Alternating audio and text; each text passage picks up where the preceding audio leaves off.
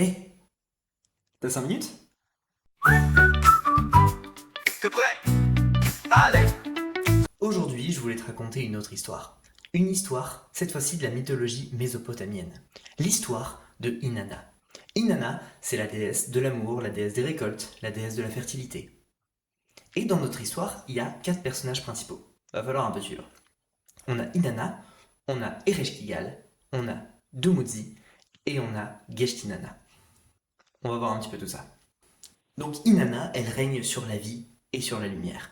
C'est un peu la Déméter de la mythologie grecque. Elle s'occupe des récoltes. Sauf que, contrairement à Déméter ou à Perséphone, c'est elle qui va décider d'aller en enfer pour voir Ereshkigal. Ereshkigal, c'est la reine des enfers. Alors, on ne sait pas pourquoi elle veut aller en enfer. Est-ce qu'elle veut aller voir sa sœur Ereshkigal? Est-ce qu'elle a un désir de connaissance et elle veut comprendre un petit peu plus le monde souterrain?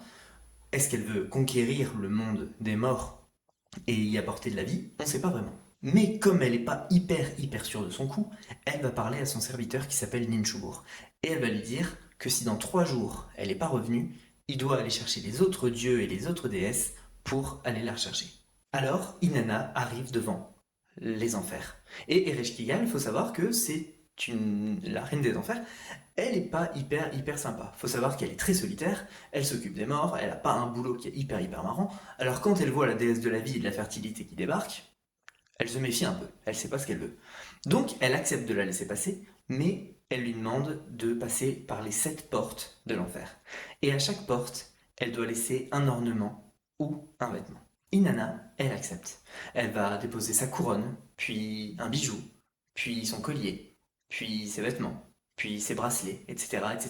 Donc elle arrive en enfer, après la 7e porte, complètement nue et complètement vulnérable.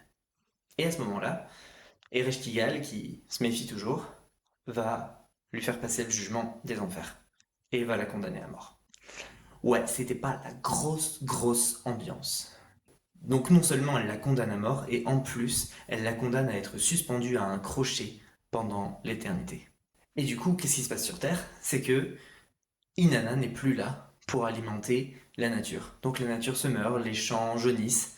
Un petit peu la même histoire qu'avec Perséphone finalement. Sauf que de l'autre côté, Ninchubur, il attend toujours que sa maîtresse revienne.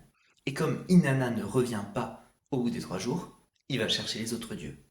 Sauf que les divinités, elles s'en tapent. Bah, Inanna, elle savait très bien ce qu'elle faisait en enfer, hein. C'est elle qui a pris le risque. Mais il y a quand même un dieu qui va l'écouter. Le dieu Enki. Dieu de la sagesse et des eaux profondes. Et Enki va créer 2 créatures de la vie et va les envoyer directement en enfer pour aller voir Ereshkigal. Donc ces 2 créatures de la vie arrivent à la porte des enfers, mais elles craignent pas la reine des enfers. Et d'ailleurs, ils cherchent pas non plus à l'intimider. En fait, ils l'écoutent. Et ils ont de la compassion pour elle. Parce que Ereshkigal, comme on a dit tout à l'heure, c'est quelqu'un qui est très seul. Et elle en souffre de cette solitude. Elle souffre énormément de cette solitude et de son rôle dans les enfers. Bon après, si elle arrêtait de buter tout le monde quand ils arrivent, ça simplifierait pas mal les choses. Ereshkigal, qui va être très touché par cette vraie compassion, va leur accorder un vœu. Et ce vœu, ça va être de ramener Inanna. Seulement, dans la mythologie mésopotamienne, on sort pas de l'enfer comme ça.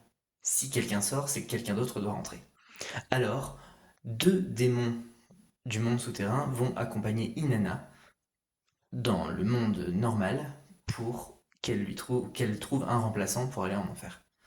Et quand Inanna revient, elle voit que tout son royaume est en deuil. Tout le monde la pleure, sauf une personne, Dumuzi. Dumuzi, c'est son mari. Mais c'est pas seulement son mari, c'est le dieu de la sève, le dieu de la vigueur des plantes, de la fertilité, enfin bref, c'est tout un concept. Sauf que lui, bah, il est tranquillement assis sur son trône et il a pas du tout tilté que sa femme était partie. Ou en tout cas, il n'en souffre pas du tout. Alors elle est hyper vexée et elle demande au démon de l'embarquer. Et c'est là où va intervenir notre 4e personnage, Geshtinana. Geshtinana, c'est la sœur de Dumuzi, la sœur de ce fameux roi, donc la belle-sœur de Inanna. Geshtinana va passer un pacte avec Ereshkigal. Elle accepte que son frère aille pendant 6 mois en enfer, et elle le remplace pendant 6 mois.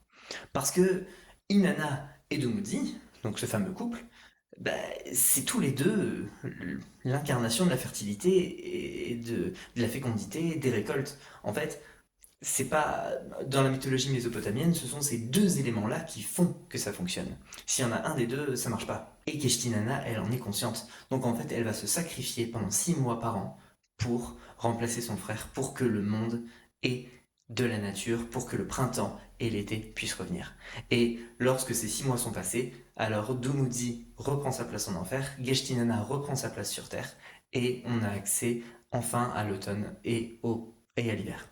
J'aime aussi beaucoup cette histoire qui est très différente de celle d'Hadès, de Déméter, de Perséphone, où on va plus chercher du deuil, de la consolation, alors que là on vient chercher du pouvoir et de l'alternance amoureuse qui est assez glauque par moment, mais qui donne une toute autre vision de la création de l'automne. Et je voulais la partager avec vous. Bonne journée!